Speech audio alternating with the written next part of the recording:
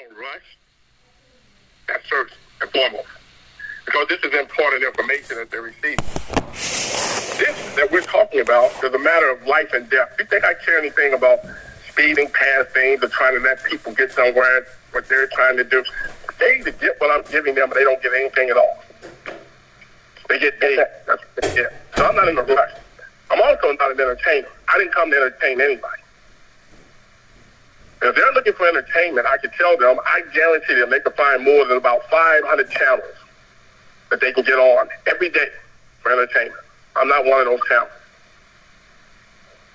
We are the World Global Network. Reset Restoration Network family. And we're here to reset the whole entire universe. Economy, medical, child care, you name it. That's what we came to do. Now, the United States of America government can keep playing games with these so-called 400 million people, 328, whatever number they want to give it. They can keep playing games with those people all they want to and keep running those people around, drawing taxes, poll taxes, common taxes, taxes for food. They can do whatever they want to do and keep playing games with those people. At the end of the day, this is a matter of life and death. It's the truth or it's a lie. It's life or death. There's no in between. And the United States of America has all those documents that states exactly what we're talking about. The United States of America, they read the Holy Bible, they read the Holy Quran, they read the Bhagavad Gita, they read the Septuagint, they read the Torah, Tanakh. They have had men like Billy Graham, Oral Roberts. They have had John Hagee. They've had the Kenneth Copeland. They have had all of the so-called would-be wise men and the so-called prophets of the universe telling the world exactly what I'm telling them now. And it's obvious that none of them could get it to work. None of them. Because they're still in the conditions and worse shape than what they were to begin with.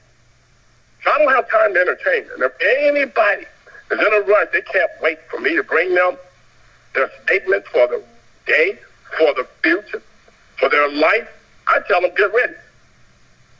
I'm not going to rush for anybody. I don't do numbers.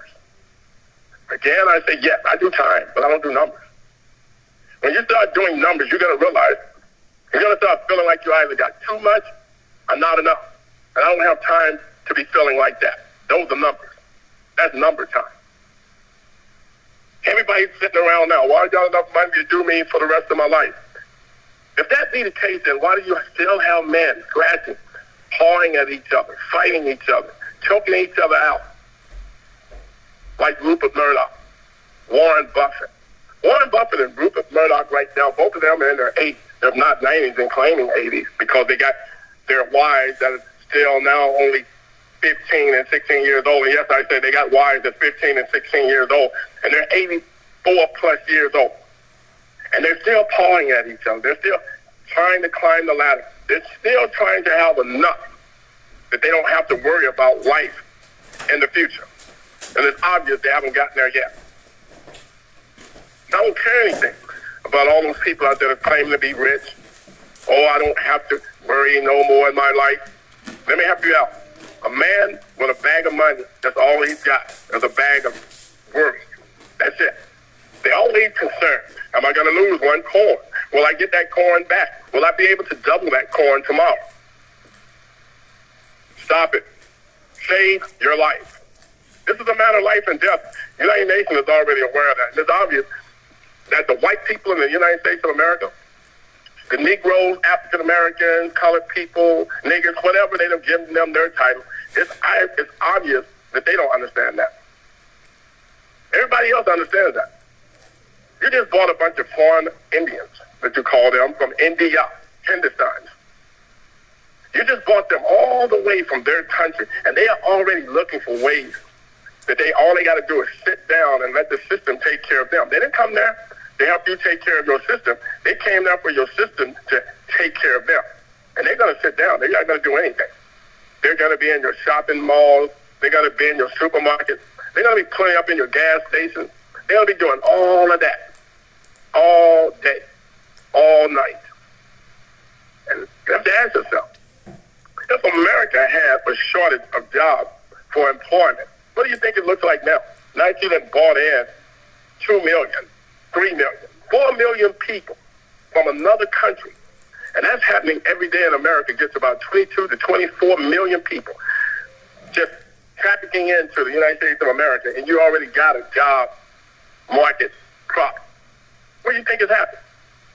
How do you think those people are being provided for while they're there? What do you think they're doing? Let me help you out. You're paying for it. It's coming out of the so-called taxpayers' pockets of the United States of America, who the taxpayers that they're taking the taxes from don't have jobs. The job market is too narrow for them. They can't get in. So let me help you out, my dear host, once again. Yeah, you're right. We're really busy. You and myself, we're running ourselves to rags. You and I together, we started this 20-plus years ago, you and I, and we still running ourselves to rags. I'm still loaning, giving, making sure that they have enough finance to get their system completed. Every time I look at your would-be so-called records that you send to me, donations, your donations have not yet added up to 1 week of what I spend on the people. And I'm not nowhere complaining about that. I'm just telling those that are donators, those that are now finally giving $750 for their so-called would-be indexing, which is just their initiation to say that the world will finally let them execute their sovereign rights. That's all they're doing. I was doing that from the year of 2000. I started doing that all the way to the year of 2015. I was doing it at no cost to anyone on the planet. No bragging. Facts. I gave them $875 billion, classified the richest man in the world. No one knew who he was. No one knew his name. He never, at one time, tried to tell anybody who he was. And yes, I have to be honest with you. There were times that I went places. I would buy up the whole club. I'd buy up the bar. I'd buy up the little place that they had a little small restaurant in it. I would buy it up, and the people ate, they drank, they partied, they had fun at no cost. But I couldn't get away from that guy that they say that was up in the sky. They kept pulling my coat, telling me that's not why you have it. So I began to take care of what now we know to be the people's trust. The people's trust. No, it didn't come from some white boy, from some great oil, so-called would-be reservoir. It didn't come from some would-be white Jesus the Christ walking around with sandals on and a white robe. No, it came from me. The people's trust came from Dr. Hindu I.L. Henderson and the Henderson clan, if you want to call it that. That's where it came from. Muna Musa. That's what they might call him. That's where it came from. The Louisiana Purchase came from a.k.a. the Henderson's Purchase. Chicken more shows. And everybody keeps saying skulls, whatever, doesn't matter. That's where it came from. The Mecklenburg.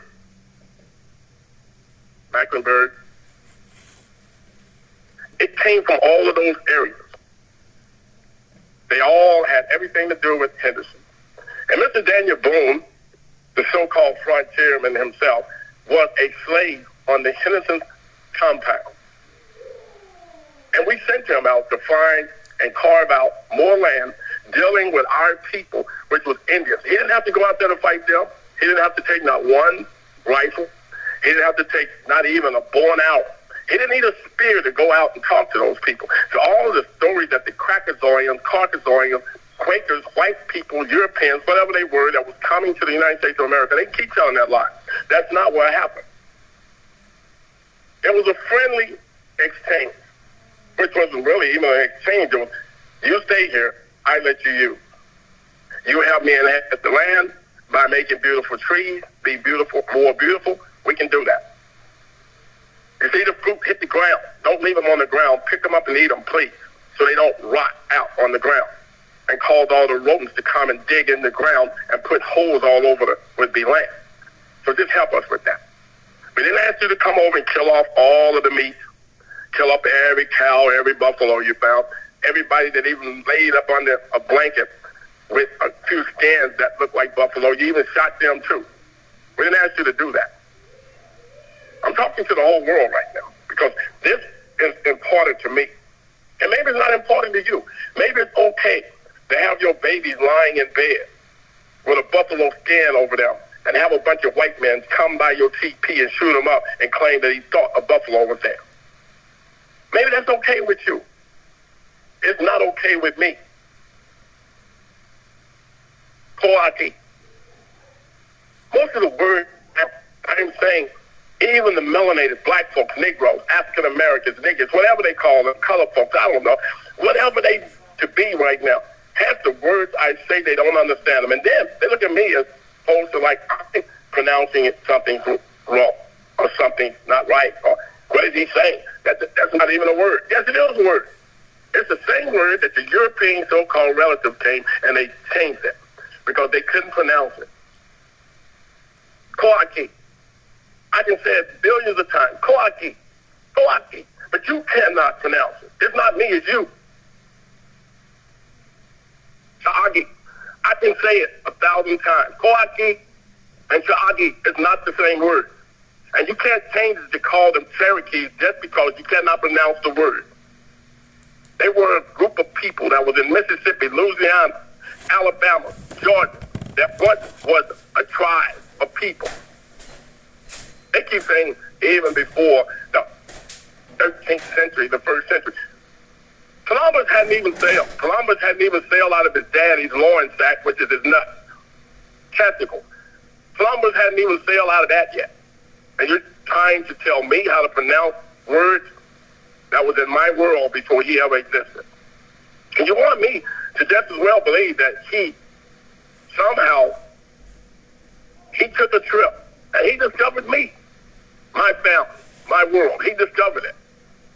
And now you want me to pronounce, to act, to customize myself after him, like he taught me something. Columbus would have died had he not ran into Coaki, Sha'agi. Had he not ran into them, he would have died. Lewis and Clark, had they not raped one of the Coakis, Sha'agis, had they not raped her, they never would have been able to even get to know those people. But they were about to be burned at the stake. And one of them decided that he was going to take care of them. That was the only way he could convince her father to stay in the land. Help me out. Pocahontas, not Pocahontas. Pocahontas. She was 12 years old, white people. She was not a young woman. She was not a young lady. 12 years old. Lewis and Clark.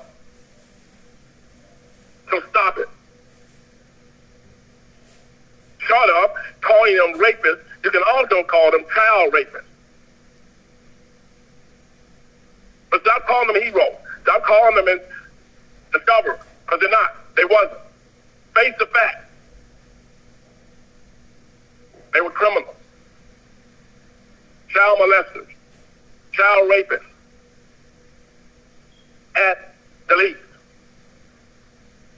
And when you own up to your truth, only then would you realize that your life is going to start getting better. You won't be worried about, well, will the Obamacare work, or will the being so-called with the Bush administration ever get us a medical system that will work. You won't be worried about that when you get your life on track right. Own up to the crimes that you committed. That's where you got to start. Give back that in which you think that you're stolen. Just give it back. You can't use it. And I guarantee you, I can make it work. I know the secret to the mountain. I know how to open that mountain with all the treasures in it.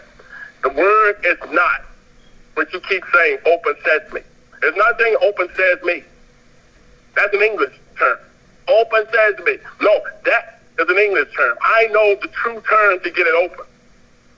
You better believe I'm not telling you, and it's not written down either. And you can do all the mind control. You can give me all those with-me drugs that you gave me before at the VA hospital. I guarantee you, they're not going to put me to sleep. They're not going to put me in a state of mind where you're going to be able to draw anything out of me. The most you'll get is me being drunk talking about your girlfriend and what greater time I had. Go ahead. You want me to anger you, go right ahead. I'm just going to anger you, give you enough reason to get rid of me. But you still won't get the secret. Go ahead. Test. But other than that, I'm not going to rush for you. I'm going to take my time. I'm going to tell you again. If you don't identify yourself, you're going to die unknown. And I'm going to put you in an unknown grave. And just like you have there in Washington, D.C., around that little monument y'all call it, I call it a place of a skull, because that's exactly what it is. It's the Mount Golgotha. And I'm going to make sure that every last one of your soldiers that you be having when you did your memorial this year, and you made sure that you went to the tomb of the unknown soldier, you're going to have a bunch of unknown soldiers to go to their tomb every year. You just get ready for it.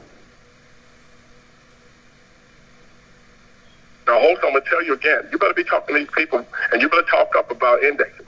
You better let them know that, yes, chances are, Dr. Henderson will still index some people at no cost.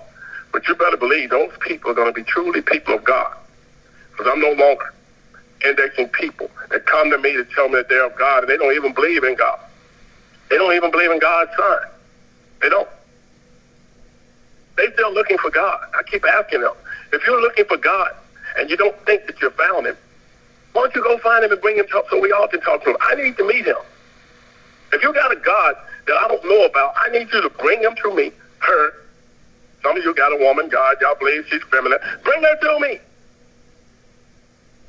I guarantee you, the conversation me and her going to have, she's not going to leave that dress. Stay with me. I'm just being straightforward with you. She's not going to leave that dress. She's going to be totally naked when she leaves. And you're going to truly believe that she's back in the garden again. So bring her so I can talk to her, if she be your God.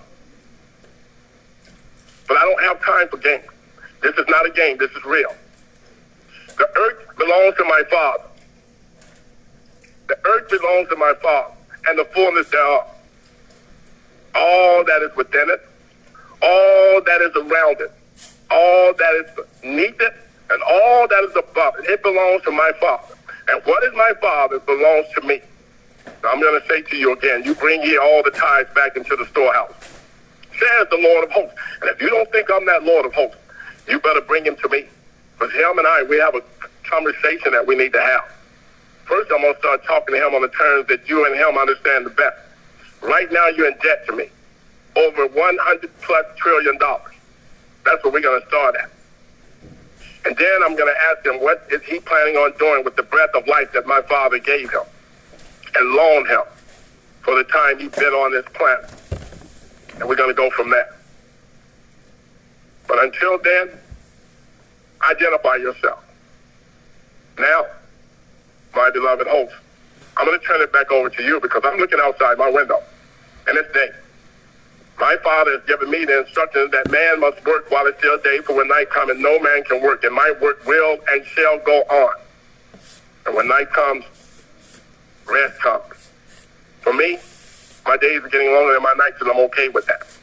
But I'm going to say to all of the men on this planet, women, you're included, that's WOMAN, W-O-M-A-N. That goes for you too. You go right ahead. And if you think you need it, I'm going to say to you again, you better get your rest when it comes night. Because day is coming again, and you're going to really, truly need your rest. And I'll hold this back to you. Thank you, sir.